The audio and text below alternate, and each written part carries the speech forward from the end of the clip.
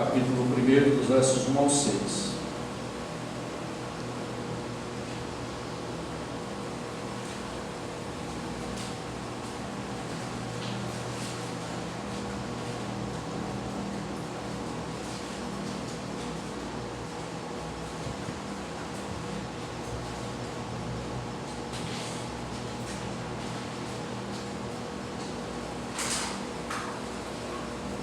Todos encontraram? Leamos. Paulo e Timóteo, servos de Cristo Jesus, a todos os santos em Cristo Jesus que estão em Filipos, com os bispos e diáconos, a vocês graça e paz da parte de Deus nosso Pai e do Senhor Jesus Cristo. Agradeço a meu Deus toda vez que me lembro de vocês, em todas as minhas orações em favor de vocês. Sempre oro com alegria por causa da cooperação que vocês têm dado ao Evangelho desde o primeiro dia até agora. Estou convencido de que aquele que começou boa obra em vocês vai completá-la até o dia de Cristo Jesus. Amém. Que Deus abençoe a palavra dele em nossos corações. Para nós compreendermos essa carta aos Filipenses, eu quero encorajar os irmãos ao chegar em casa, ler Atos capítulo 16, porque é lá que Paulo, logo na primeira sessão desse capítulo 16 de Atos, ele vai ser impelido e impedido pelo Espírito de Cristo a ir para onde ele havia planejado. Ali abrindo se nós fôssemos pregar em Atos 16, nessa primeira sessão, aonde Paulo ele está indo para as regiões da Frígia e da Galácia, e aí diz que ele foi impelido pelo Espírito Santo.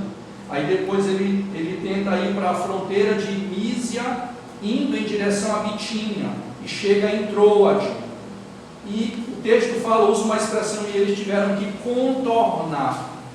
Aí é interessante porque a agenda de Deus, ela sempre vai prevalecer em relação às nossas agendas. Lá onde eu trabalho, abrindo um parênteses, tem internet disponível para os servidores. Ontem a minha agenda teve que submeter, estava com problema a internet da escola. Agora imagine quando a internet da sua casa está com problema, como é que fica o seu coração? E eu fui orar a Deus, e vocês acreditam que como não tinha internet, eu passei mais ou menos quase 3 horas me debruçando diante da palavra e tirando momentos de oração. E Deus mostrou para mim o quanto, Wanderson, o quanto tu estás perdendo, tu estás te distraindo com coisas tão supérfluas. Foi a lição que eu tirei para a minha vida ontem. Ou seja, Deus, eu fui impelido de alguma forma, pela ação graciosa e soberana de Deus, de não me distrair naquilo que estava me afastando do meu Deus. Voltando para Atos 16, ele foi impelido 2 vezes. E uma certa noite ele recebe uma visão e disse, ele viu nessa visão um homem dizendo, passa a Macedônia. E aí, após essa visão, ele chega na Macedônia, chega nessa colônia romana, que é a cidade de Filipos, aonde ele vai procurar um lugar, uma sinagoga, ele vai procurar, só que as primeiras pessoas que ouvem o evangelho ali foram mulheres, e Deus preparou o coração de uma em especial, chamada Lídia. Diz que o Senhor preparou o coração dela para ela se entregar ao Senhor através da pregação daquela palavra. É lá no capítulo 16 também que tem um episódio do carcereiro, quando Paulo é preso, e que Deus, de uma forma soberana, age ali naquela cadeia, a ponto de o carcereiro querer tirar a própria vida, e Paulo diz para ele não fazer aquilo, e tem um famoso texto lá, crer no Senhor Jesus e será salvo, tu e a tua casa. Então tudo isso está lá no capítulo 16. Então isso aconteceu por volta do ano 50, 52, aonde na segunda viagem missionária, o apóstolo Paulo, ele, pela direção do Espírito de Deus, ele funda aquela igreja naquela cidade ali, simplesmente pela pregação poderosa do Evangelho de Jesus Cristo, sem mais nada. pelo simples e puro Evangelho genuíno de Jesus Cristo. E ele vai escrever, isso é quando ele funda, no ano 50 a 52 depois de Cristo. Praticamente 10 anos depois, ele vai escrever essa carta. E eu estava analisando, nós aqui em Ebenezer, nós vamos fazer há 11 anos a Eremitaciada. Há 11 anos, né? Então, nós temos quase a mesma idade que a igreja de Filipe, quando essa carta chega nas mãos destes amados irmãos. Então, provavelmente, nesse ano, Paulo ele estava em uma prisão em Roma, porque lá no capítulo 4, quando ele vai trazer saudações de alguns irmãos, ele vai dizer, olha, e os do palácio de César também envia saudações. Então, através dessa informação, nos parece que ele está preso em Roma. Há outras interpretações, mas a que prevalece mais é a que ele está preso em Roma.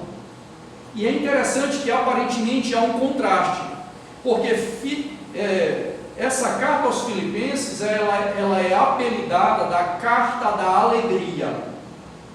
E eu fiz essa dinâmica, eu quero um outro desafio para vocês se sentirem estimulados, lerem essa carta, que é pequena, e com uma canetinha, um marcador, aonde você encontrar a palavra alegria vai marcar, e você vai perceber que vai aparecer 15 vezes essa palavra.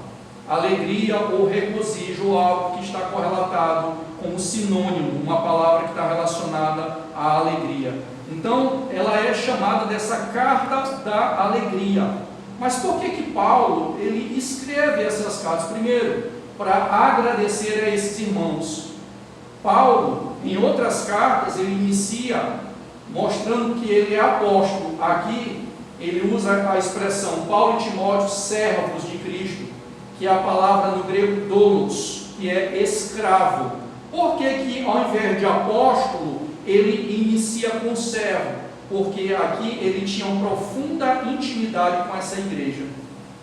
O relacionamento era profundamente saudável entre o pastor e as ovelhas e o pastor. Em outros contextos, como por exemplo na igreja de Corinto, era bastante turbulenta.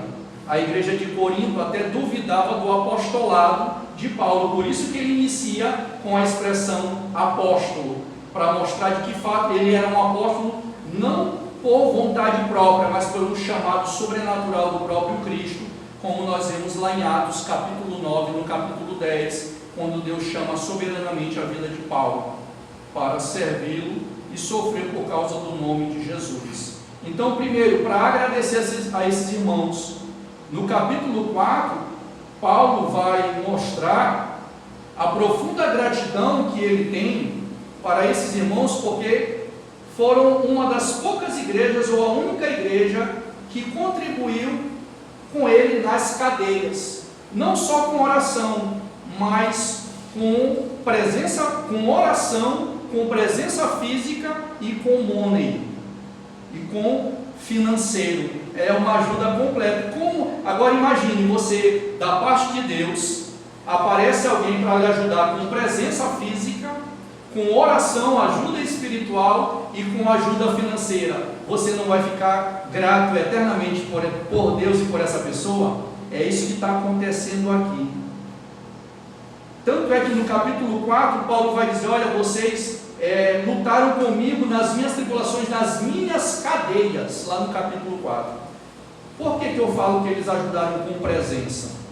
Porque eles enviaram um homem de Filipos para levar esses donativos para ele, chamado Epafrodito. Tanto é que 10 anos depois, quando ele escreve essa carta, quem traz de volta essa carta? É o Epafrodito. Por quê? Ele ficou sabendo de quebra de relacionamento, que é uma das outras razões que o apóstolo Paulo escreve. Quando ele traz a carta, está lá no capítulo 4, no versículo 1 ao 3, ele pede para que Epafrodito encoraje duas irmãs. Vocês já ouviram lá na carta aos Filipenses? Evódia e Síntique, que me parece que elas trabalharam um tempo juntas na obra do Senhor, e o texto não revela o que aconteceu no relacionamento entre elas duas, que aparentemente houve uma quebra de relacionamento a ponto de uma das razões dessa carta ser escrita é para que elas fossem encorajadas no Senhor a se reconciliarem. Isso nos mostra que no meio da igreja há problemas para serem resolvidos, né? E tudo isso nós fazemos no temor ao Senhor, né? Então não existe igreja perfeita, não é só na igreja Batista Regular Ebenezer que há problemas. Na igreja de Filipos, apesar de ser uma igreja que estava demonstrando os frutos do amor de Cristo nos seus relacionamentos, mas também havia problemas. E uma das razões é para que houvesse essa reconciliação. Uma outra razão que Paulo escreve é porque ele tinha planos. Por isso que provavelmente não foi Timóteo que escreveu a carta, mas você percebeu que lá na introdução ele coloca Paulo e Timóteo. Ele está respaldando Timóteo, porque ele está provavelmente preparando o terreno para um plano que ele tinha de enviar Timóteo para aquela igreja. Então sempre a gente tem que ter alguém de referência na vida da gente, principalmente na obra do Senhor.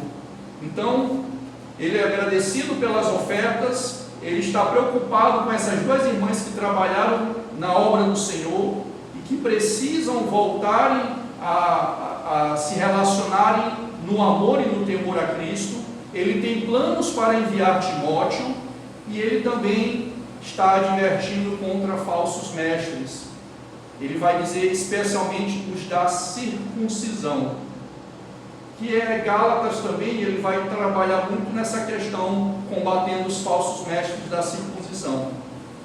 É nessa carta que nós vamos ter o hino de Cristo, que é o capítulo mais rico, que apresenta uma das declarações mais sublimes de quem Jesus Cristo é, junto com o Evangelho de João, capítulo 1, versículo 1 ao 18, aonde lá ele vai expressar a divina humanidade de Cristo e a pré-existência de Cristo, onde no capítulo 2 ele vai mostrar do versículo 1 ao 11 o esvaziamento de Deus ao se encarnar, que é o que nós chamamos na teologia da kenosis, né? Ele se esvaziou não de quem ele é, mas dos seus atributos. Então ele se torna divino humano. Então você quer conhecer um pouco quem é Jesus? Leia o capítulo 2 dessa carta. É onde você vai ver, é uma das declarações mais sublimes em todo o Novo Testamento de quem Jesus é de fato e da sua divina humanidade e a sua pré-existência. No capítulo 3 ele vai focalizar, essa carta vai focalizar muito a ideia de conhecer a Cristo, não a partir da minha justiça pela observação da lei, mas pela justiça que vem da parte de Deus. E ele vai falar que justiça é essa que vem da parte de Deus? Cristo Jesus. E aí a gente vai falar mais lá na frente sobre esse processo da salvação. Então a carta vai focalizar conhecer a Cristo. Irmãos, é importante nós nos congregarmos, é importante nós termos momento de comunhão, mas o nosso principal alvo como igreja do Senhor é cada dia mais conhecermos a Jesus Cristo, quem Ele é, porque a partir desse conhecimento você vai saber os passos que você tem que dar na sua vida cotidiana. É a partir do conhecimento de quem Jesus Cristo é. Então eu quero trabalhar com esta amada igreja nesta noite sobre o processo da salvação. E eu quero trabalhar baseado no versículo 6. E o versículo 6 vai dizer: eu estou convicto, ou eu estou bem certo, de que aquele que começou a boa obra em vós, há de completá-la até o dia de Cristo Jesus. Então eu quero levar aos meus amados irmãos nesta noite a observarem algumas expressões verbais e o tempo aonde elas se encontram, passado, presente e futuro. E nós vamos ver que existem 3 esferas ou 3 etapas dentro desse processo da salvação. E o que nós vamos trabalhar hoje juntos para aprendermos e glorificarmos ao nosso Senhor e Salvador Jesus Cristo? As 3 etapas desse processo da salvação. Primeiro nós vamos ver a etapa que acontece no passado. E dentro dessa primeira esfera, nós vamos tratar sobre a justificação e a regeneração. Então, focalize aí, a primeira esfera, no passado. E dentro dessa primeira esfera, nós vamos trabalhar justificação e regeneração. Segunda esfera, ou segunda etapa, ou segundo passo, se encontra no presente. E nessa segunda esfera, nós vamos trabalhar a santificação. E nós vamos aprender juntos pela palavra de Cristo, não pela minha palavra, não pela palavra do pregador, que essa santificação, há 2 tipos de santificação: a santificação que é posicional e a santificação progressiva. E a terceira e última esfera, que é no futuro, que é onde nós vamos tratar da glorificação. Novos céus e nova terra e corpos incorruptíveis, aonde nós vamos ser semelhantes ao corpo do nosso Redentor Jesus Cristo, aonde não haverá mais espaços para o pecado. Então, dentro dessa primeira esfera, você vai observar que Paulo, nessa carta, nesse primeiro capítulo, ele demonstra o seu agradecimento por esses irmãos, ele louva a Deus, ele ora por esses irmãos e ele expressa a saudade que ele tem desses irmãos. Mas quando chega no versículo 6, ele vai mostrar que deve ser o principal foco de toda a igreja bíblica e uma igreja que deseja ardentemente glorificar o nome de Jesus Cristo no seu viver diário, que é compreender o processo da salvação. As pessoas, elas têm uma noção de que a salvação é uma ideia de que Deus em um certo momento levou você a crer e que agora você se esforça, como se dependesse o tempo todo do teu esforço para que você garantisse a sua própria salvação. Mas será que é isso que Paulo entendia ao escrever a carta aos Filipenses? Será que era isso que o apóstolo Paulo compreendia quando ele escreveu a sua carta aos Coríntios, na sua primeira carta? Será que era dessa maneira que ele compreendia quando escreveu a sua carta aos Romanos? Será que era dessa forma que ele compreendia quando ele escreve lá no capítulo 3, na primeira carta aos Tessalonicenses? É isso que nós vamos ver. Nós vamos ver com os nossos próprios olhos, na visão paulina, na visão do apóstolo Paulo, qual era a visão que ele tinha desse processo da salvação. Dentro desse texto, no versículo 6, quando ele diz: eu estou bem certo, ou estou convicto, que aquele que começou, percebam que ele usa a expressão verbal que está no passado. E aí é justamente essa primeira etapa, essa primeira esfera do processo da salvação que se dá no passado, que é a regeneração e a justificação. Essas duas palavrinhas acontecem em 2 lugares distintos. A justificação, ela acontece diante do trono de Deus, e a regeneração acontece dentro do coração do pecador. Guardem isso, porque a maioria das igrejas hoje ditas evangélicas, elas não sabem o que é a doutrina da justificação e muito menos a doutrina da regeneração. São coisas básicas que está de uma forma tão explícita na carta aos Romanos e em qualquer carta do apóstolo Paulo. Nos evangelhos nem tanto, mas nas cartas, nas 13 cartas do apóstolo Paulo, ela está recheada ali. Só basta nós lermos e nos debruçarmos para compreendermos e mergulharmos o significado dessas duas doutrinas. E elas duas, ela é a razão de nós estarmos aqui nesta noite. Não é só uma questão teórica, doutrinária, teológica. Compreender essas duas doutrinas que acontecem no passado, dentro do processo da salvação, vai nos levar a ter ou uma má qualidade de vida cristã ou uma ótima qualidade de vida cristã. Porque da maneira, dependendo da ótica que nós temos sobre essa doutrina, vai nos influenciar a maneira como nós vamos caminhar nessa terra para servir ao nosso Senhor e Redentor Cristo Jesus. A justificação, ela é um ato instantâneo e completo em que Deus declara o pecador arrependido justo. Ou seja, há uma troca. Quando Cristo foi à cruz, as perfeições de Cristo foram imputadas a nós, e as nossas deficiências e os nossos pecados foram imputados a Cristo.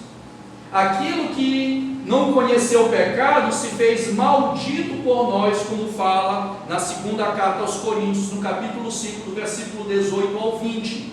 Então a justificação é aonde Deus, por meio de Cristo, imputa, transfere as suas perfeições a nós, e sobre Cristo é imputado, é transferido os nossos pecados. Por isso ele se torna maldito em nosso lugar. Então, quando Paulo diz: olha, eu estou bem certo que aquele que começou a boa obra em vocês, ele está se referindo a essa primeira esfera que se dá no passado, já aconteceu, é uma garantia, ela não se repete. A obra da justificação, ela é instantânea e completa. Se não fosse assim, irmãos, nós viveríamos atormentados e não conseguiríamos desfrutar de plena comunhão com Deus pela fé em Jesus Cristo, porque sempre estaremos em falta com Deus. Não haveria um porto seguro aonde repousar as nossas almas, entende? Nós viveríamos atormentados o tempo todo, porque falhamos. Então essa doutrina da justificação é uma doutrina que nos faz descansar nas suas perfeições, e é isso que nos faz entrarmos corajosamente pelo ministério sacerdotal eterno de Cristo no trono da graça do Senhor, após cometermos pecados e sairmos de lá leves e renovados pelo perdão dele. Agora imagine se essa doutrina da justificação ela não fosse instantânea e completa. Mas não entendam mal, aqui é só o princípio de uma construção que Deus está desenvolvendo no meio do seu povo até o dia ser perfeito. Não para por aqui. Então a justificação por meio das perfeições de Cristo, quando um coração de um pecador se arrepende, olhando pelas perfeições de Cristo, nós somos declarados justos. Nós não somos justos, somos declarados justos pelas perfeições de Cristo, ok? Isso é a doutrina da justificação. E a regeneração é aquela ação do Espírito de Deus, levando esse mesmo pecador a experimentar um lavar regenerador e renovador pelo seu próprio Espírito, nos levando a um novo nascimento. A regeneração é um novo nascimento. Por isso que ser membro de uma igreja não faz sentido ser membro de uma igreja local onde exalta as perfeições de Cristo, se primeiro não formos regenerados e justificados por Deus. Por isso eu estava orando a Deus e pensando: Senhor, o que eu compartilharei com a amada igreja no domingo à noite? E o Senhor me colocou: por que tu não fala sobre o processo da salvação? Porque a nossa vida cristã, ela repousa sobre essa doutrina, a doutrina da justificação e a doutrina da regeneração. É interessante que lá em Tito, no capítulo 3, do versículo 4 ao 7, o apóstolo Paulo, ele também vai usar essa mesma dinâmica das expressões verbais.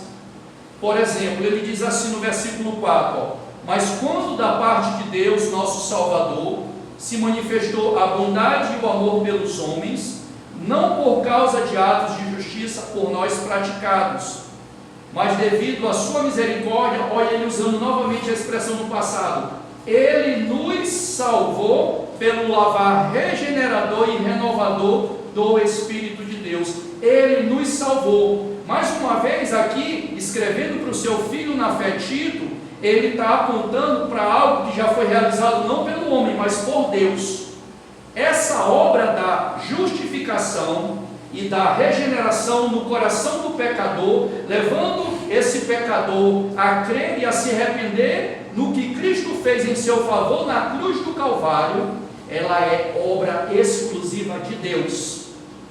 O homem não tem essa capacidade de se auto-justificar e de se auto-regenerar e ser aprovado por Deus. Mas é isso que muitos têm tentado levar uma vida cristã baseada por obras de justiça. Por isso que muitas igrejas desenvolvem uma teologia frágil, de barganha com Deus.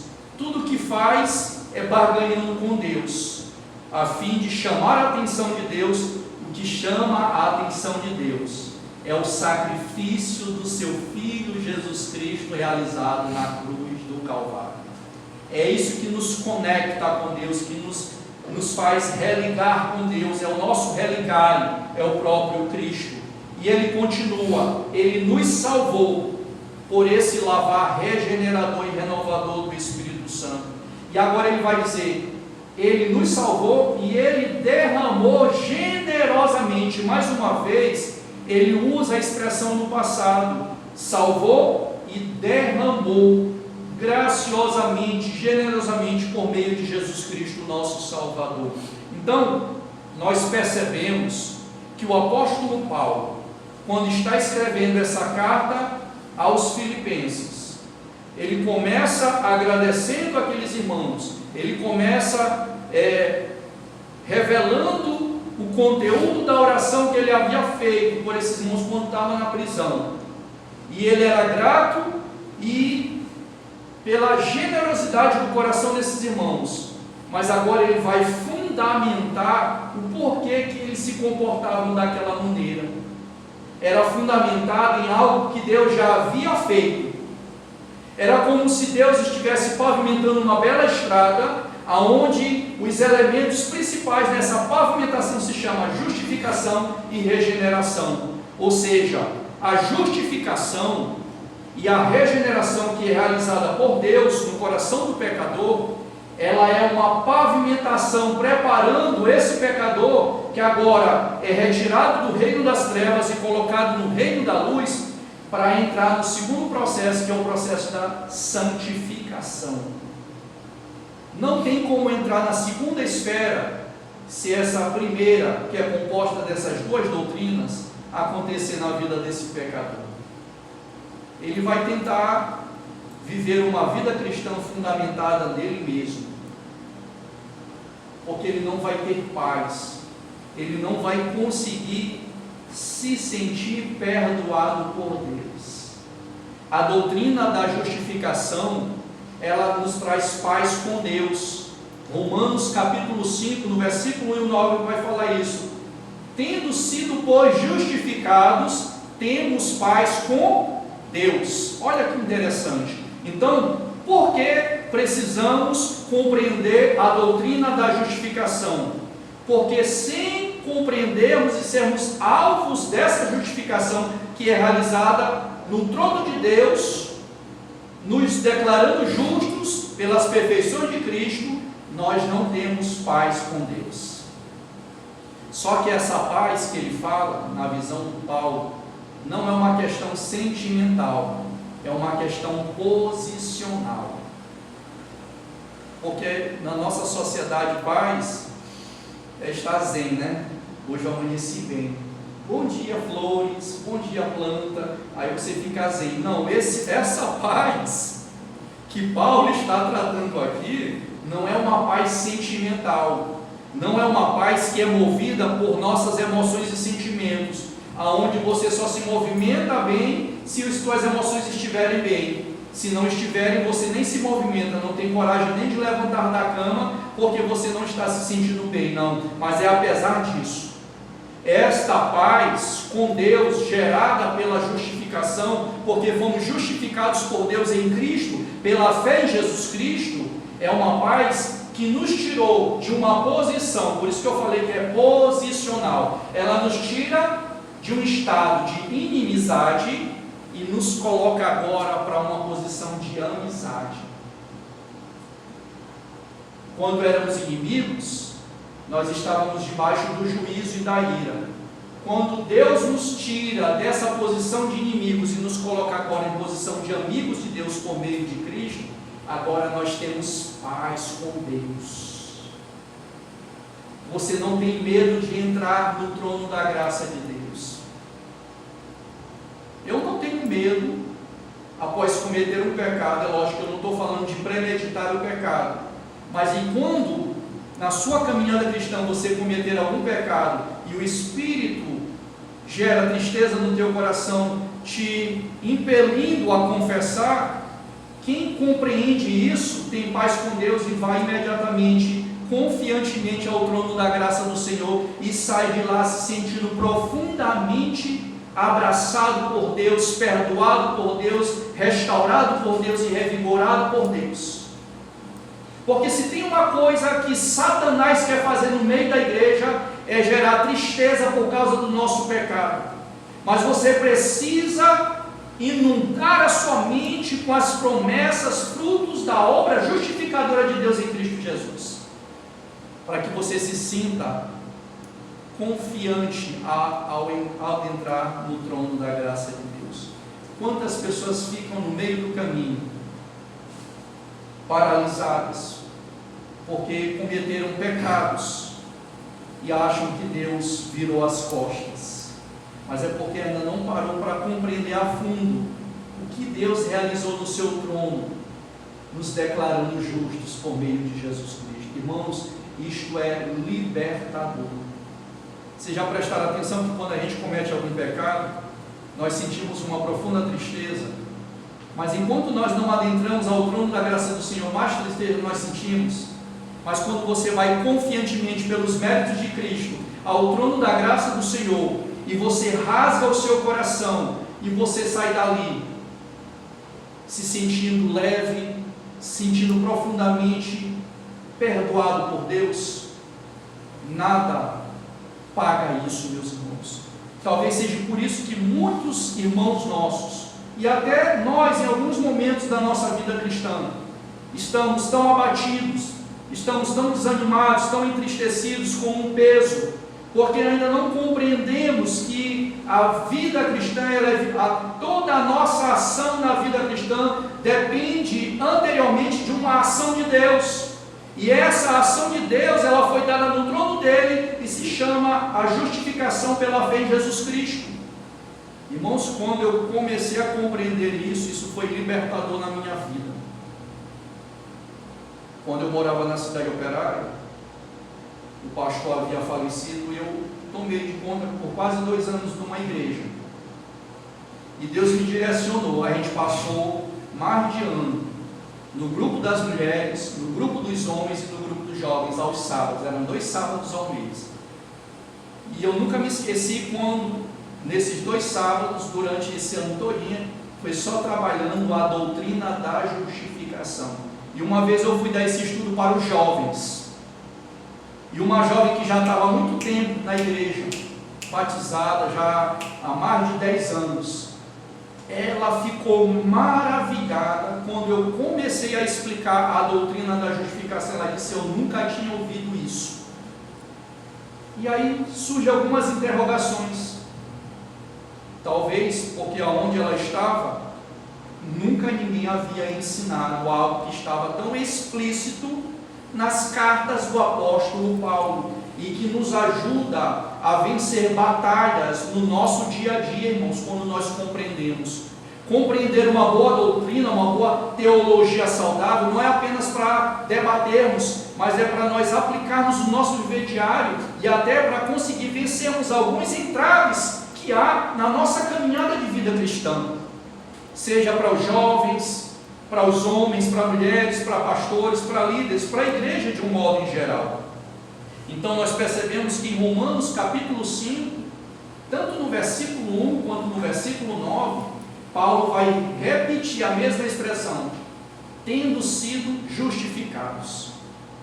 Todas as vezes a gente está aprendendo isso na escola bíblica, num método de interpretação bíblica, que todas as vezes que há repetições de mesmas expressões em um determinado capítulo, fica alerta, porque Deus está chamando a atenção do leitor seja do leitor daquele primeiro momento, imediato, ou mais tardio. Ele está nos chamando a atenção. Então Paulo está repetindo essa expressão no mesmo capítulo, porque ele está dando a importância, mostrando para aqueles irmãos lá, a carta aos Romanos no capítulo 5, de que só é possível, Deus só vai cumprir aquilo que ele iniciou por causa dessa obra da justificação. Sem a obra da justificação, as outras que nós vamos falar daqui a pouco, ela não vai ter sustentação. Ela vai ter tentativas humanas de alcançar o céu, mas com frustrações e decepções terríveis. Então, nós observamos que a regeneração do coração do ser humano realizada por Deus, ela vai resultar no viver transformado. Então, Paulo, no versículo 6, nessa carta aos Filipenses, quando ele diz: eu estou convicto de que aquele que começou a boa obra, ele estava apontando para algo no passado. Sabe para onde ele estava apontando? Atos capítulo 16. Há 10 anos atrás, na década de 50, porque a carta foi escrita entre 60 e 62. Então ele está voltando 10 anos atrás, quando o Evangelho chegou lá, e a primeira foi Lídia, depois foi o carcereiro e outros mais, e a igreja foi sendo fundada ali pelo apóstolo Paulo, na direção do Espírito de Deus. Então ele está dizendo: olha, aquele que começou a obra lá, quando vocês ouviram no princípio o Evangelho, ele vai completar. Ele vai completar, ou seja, a vida de vocês, a fé de vocês, está fundamentada não é em vocês, mas é naquele que os chamou. A mesma coisa, Deus está falando comigo e com cada membro e congregado desta amada igreja.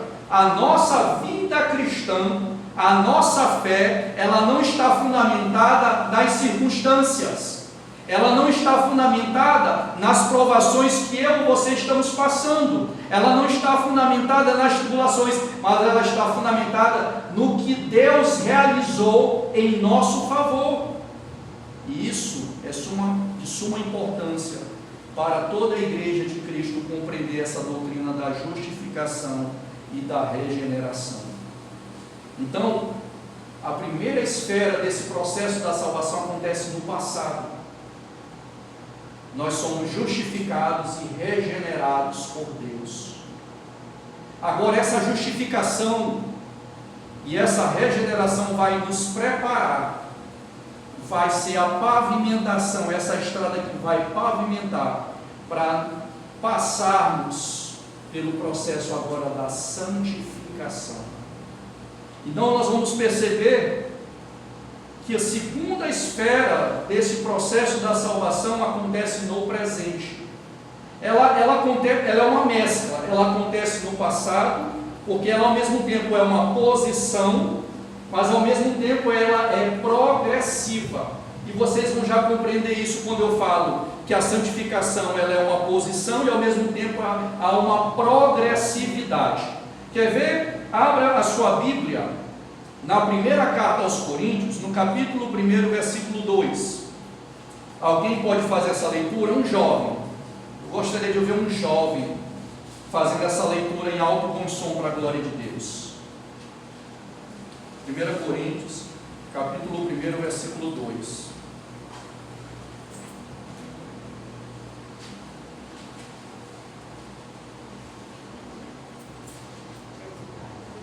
Quem encontrar pode ler, um jovem aí, um jovem forte.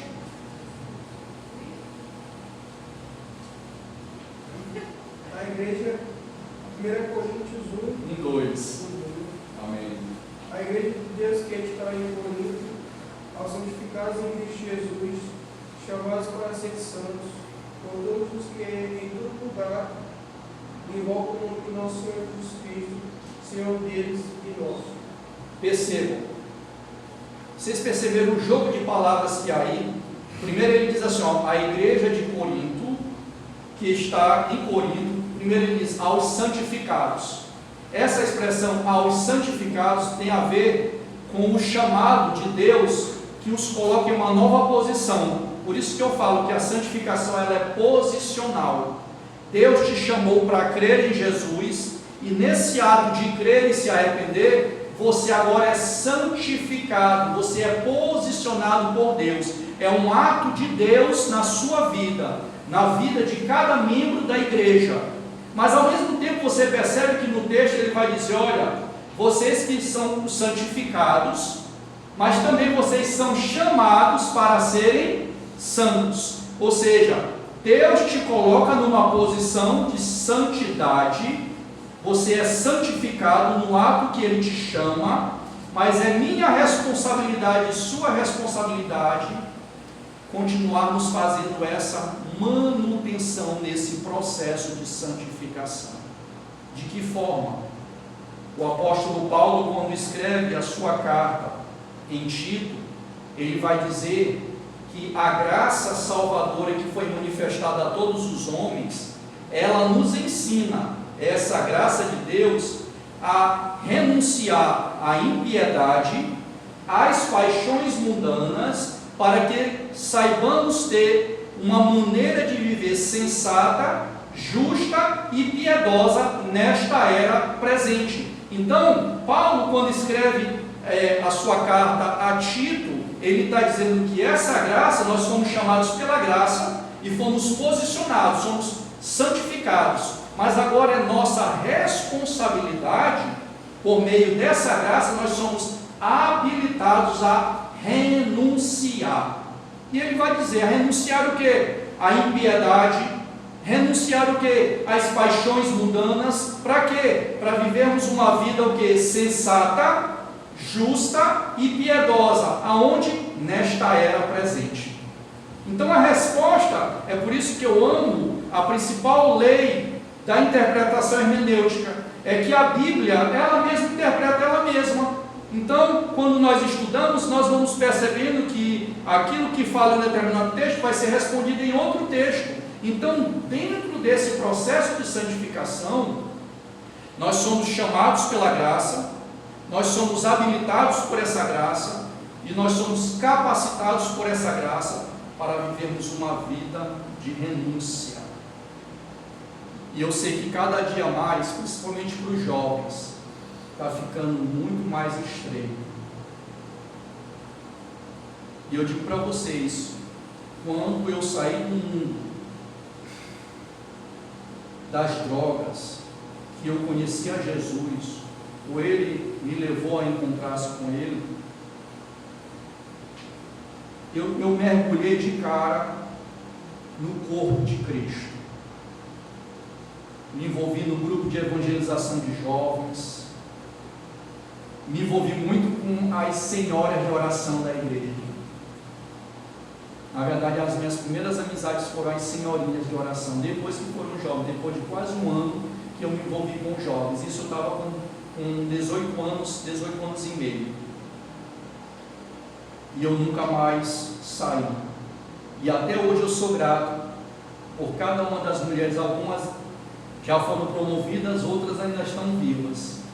Todo dia, às 6 horas da manhã, era só as mulheres. O único de homem era eu e o outro irmão, chamado Ronaldo. Nós íamos para orar junto com essas senhorinhas na igreja, de segunda a sexta, às 6 horas da manhã. E valeu a pena cada clamor, cada oração. Por que eu estou falando isso?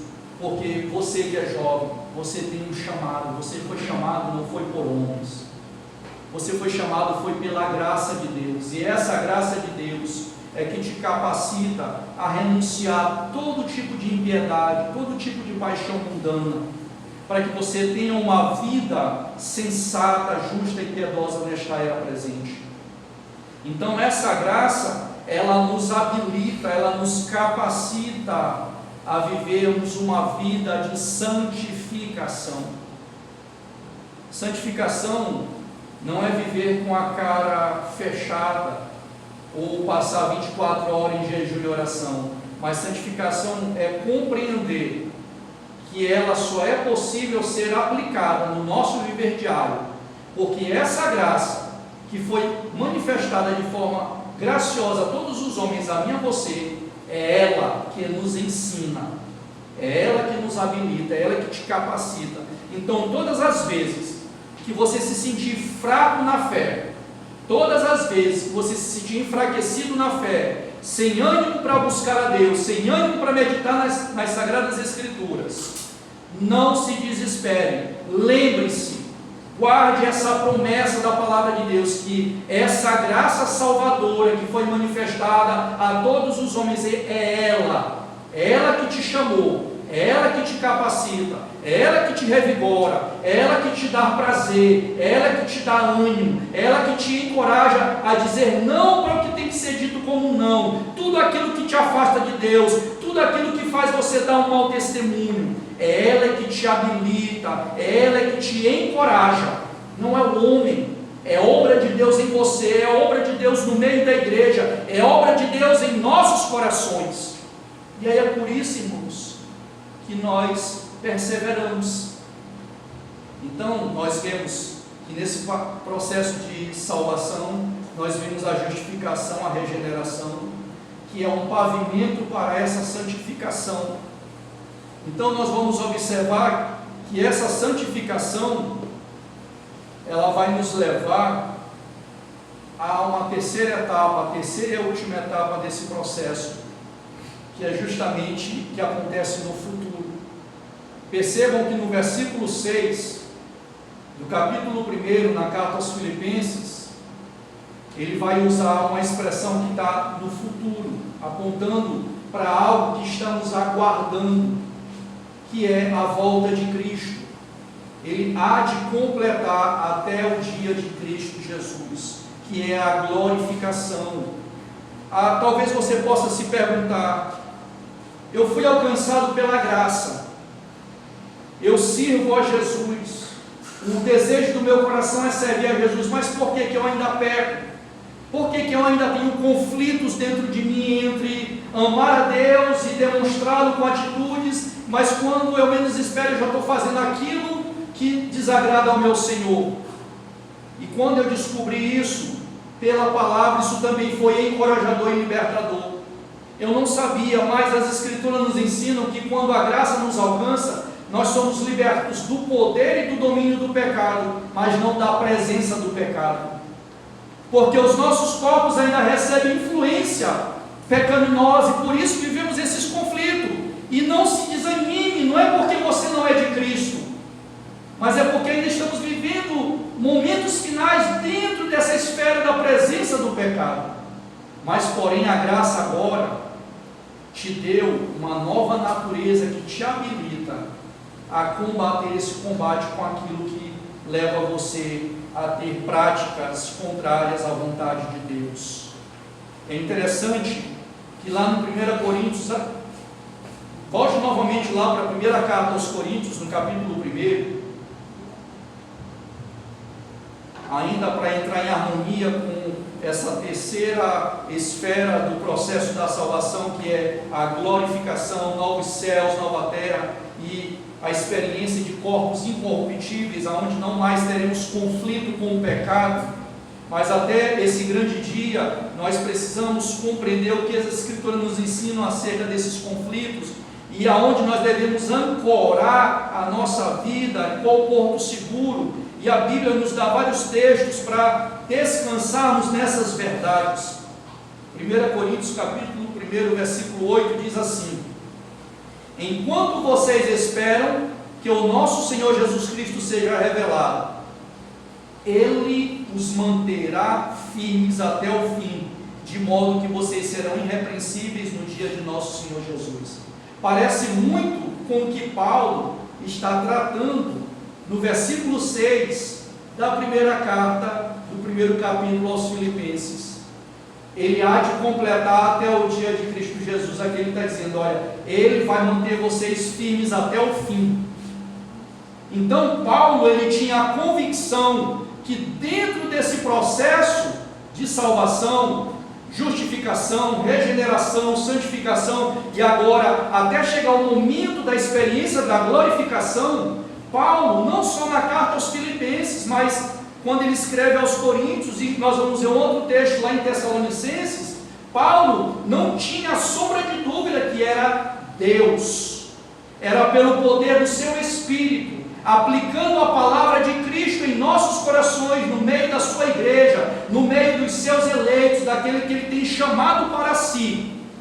É Deus que nos dá a capacitação de perseverarmos até o fim. Você precisa guardar isso no seu coração quando vier os dias maus, irmãos. Porque mesmo a gente expressando essas verdades, mesmo o texto estando tão claro, quando nós estamos passando por dias maus, nós esquecemos dessas verdades. E achamos que é pela força do nosso braço. Eu vou dobrar a minha oração, eu vou dobrar a minha leitura bíblica e isso vai me manter firme. Não. Você pode fazer tudo isso, mas se você não confiar plenamente nas promessas de que é Ele que vai te manter firme até o fim, as coisas vão ficar um pouco mais difíceis. Vai chegar uma hora que as nossas forças vão se esgotar, a nossa fé vai cessar. Mas quando a nossa fé ela está fundamentada no único pilar, que é Deus, por meio do seu Espírito, aplicando a palavra do Cristo vivo e ressurreto em nossos corações, o fardo fica mais leve. O fardo fica mais leve. É isso que ele quis dizer quando ele fala lá em Mateus: vinde a mim todos os que estáis cansados. Quando ele fala isso, ele está lançando uma proposta que vem na contramão, porque as pessoas estavam tentando agradar a Deus por meio das suas boas obras, e ele está agora dizendo: olha, vinde a mim todos os que estáis cansados e sobrecarregados, e eu vos aliviarei e vos darei descanso. Por quê? Porque quando você compreende que o nosso relacionamento com Deus é agradável a Deus, é aprovável por Deus quando há um mediador, e que esse mediador já providenciou todos os recursos necessários para que possamos perseverar até o fim, aí o meu fardo e o seu fardo se tornam mais leves, e nós encontramos descanso nos braços do Pai. E isso é libertador. Vida cristã, irmãos, vida, relacionamento com Deus, comunhão com Deus, vida com o nosso Senhor e Salvador Jesus Cristo, não é fruto apenas dos nossos esforços, mas é fruto da fidelidade de Deus revelada aos nossos corações, por meio da sua palavra. E para nós concluirmos e encerrarmos, eu quero pedir que os amados irmãos abram na primeira carta aos Tessalonicenses, capítulo 3, versículo 13. Esse texto é muito lindo e encorajador.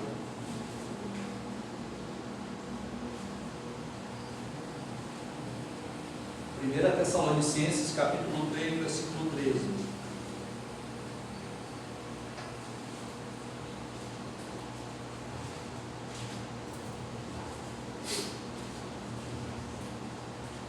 Primeira Tessalonicenses 3,13 diz assim: que nosso Deus e Pai fortaleça o coração de vocês para serem irrepreensíveis em santidade diante de nosso Deus e Pai, na vida de nosso Senhor Jesus com todos os seus santos. Aqui Paulo está orando pelos amados irmãos da igreja de Tessalônica, que Deus fortaleça o coração de vocês, para que vocês permaneçam irrepreensíveis em santidade diante de Deus até a volta do nosso Senhor e Salvador Jesus Cristo. Então, nesta noite, para nós encerrarmos, Paulo, ele tinha uma compreensão. Vocês lembram quantas vezes eu citei aqui que aparece a palavra alegria na carta aos Filipenses? Quantas vezes foram? 15 vezes. A gente poderia pregar sobre essa temática, mas Deus me direcionou para outro momento. Mas a gente pode fazer uma correlação. Esses irmãos estavam experimentando alegria porque eles estavam compreendendo profundamente esse processo da salvação, que começava em Deus, era desenvolvida em Deus e finalizada em Deus para a glória de Deus. O problema é quando nós invertemos isso. Nós achamos que a salvação começa em mim, é desenvolvida em mim e termina para mim. Então toda a glória seja dada a mim. Ou seja, é um evangelho antropocêntrico, aonde o homem é colocado no centro de todas as coisas e tudo que acontece é para o louvor da glória dele. mas nós precisamos compreender que o Evangelho de Jesus Cristo, nesse processo da salvação, Deus é glorificado em Jesus Cristo.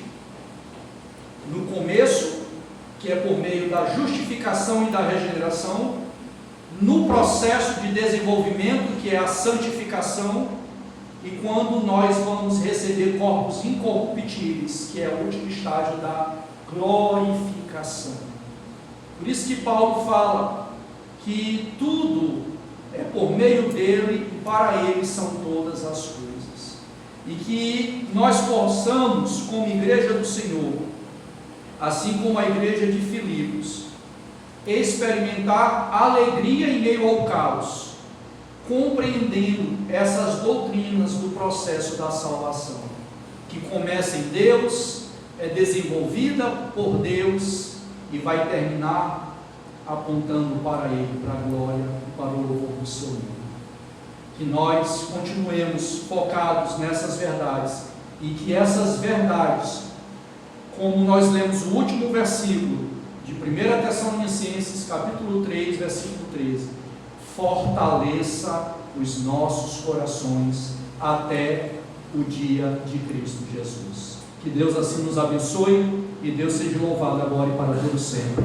Amém.